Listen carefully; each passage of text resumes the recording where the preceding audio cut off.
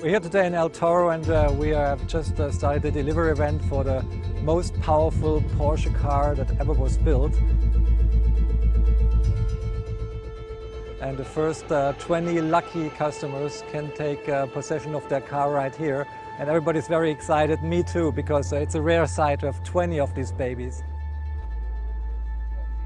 If you would have asked me 5 years ago, I would have said 600 horsepower rear-wheel driven car, dream on. And I think that was only possible because only the best race engineer engineered that car, and everybody has had his full heart doing it. There were so many hours spent in the wind tunnels, almost 700,000 kilometers of test driving, and more than 80,000 engineering hours just to get this car dialed in right.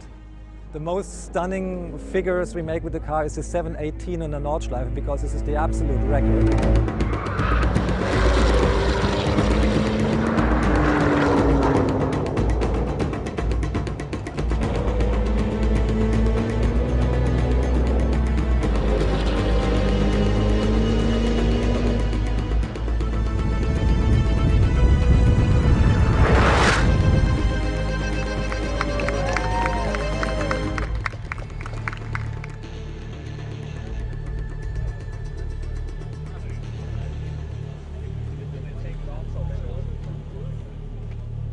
It was a very long project and an unexpected one, because it wasn't a sales-driven project. It was more like it developed like a skunkworks effort, because in the beginning of 2007 we were at the Nürburgring Nordschleife just dialing in the upcoming 997 GT2, and at the same time we were commencing with the 997 GT3 RS second generation project. And one night when we were sitting in the workshop, one of the mechanics in that case said, "Oh, just imagine all that things that we're doing on the RS, on the GT3 RS, if we would do that to the GT2.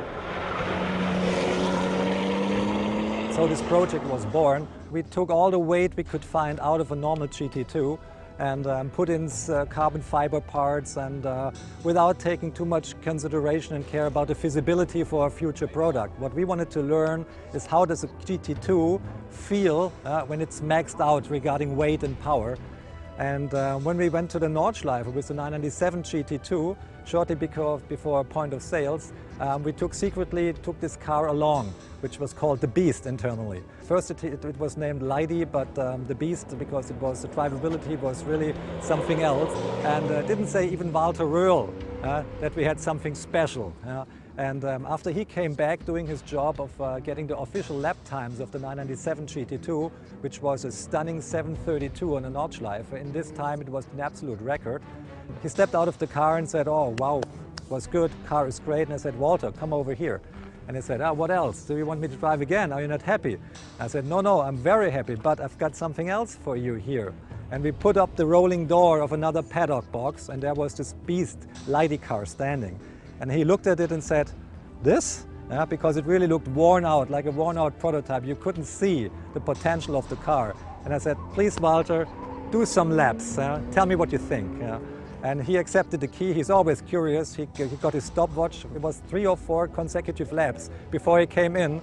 And when he got out, he was like, "Wow, I just did a 729 in traffic. This car has so much potential. You have to make it." And from that on, the project 727 was born, because that was our target time that we like to achieve as a lap time on the Nürburgring.